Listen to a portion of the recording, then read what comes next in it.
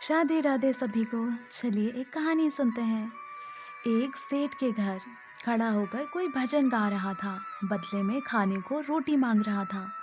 सेठानी काफी देर से उसको कह रही थी, आ रही हूँ। रोटी हाथ में थी पर फिर भी कह रही थी, रुको आ रही हूँ।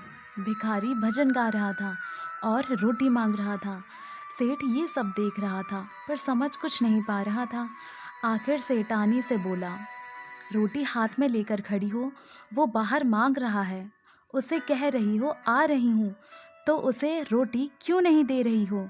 सेठानी बोली, हाँ रोटी दूंगी, पर क्या है ना कि मुझे उसका भजन बहुत प्यारा लग रहा है। अगर उसको रोटी दूंगी तो वो आगे चला जाएगा। मुझे उसका भजन और सुनना है।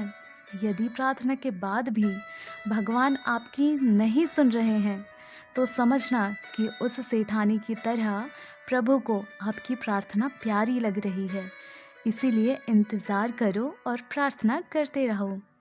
जीवन में कैसा भी दुख हो, कष्ट हो, पर भक्ति कभी मत छोड़िए। कष्ट आएंगे पर प्रभु पर भरोसा मत छोड़िए।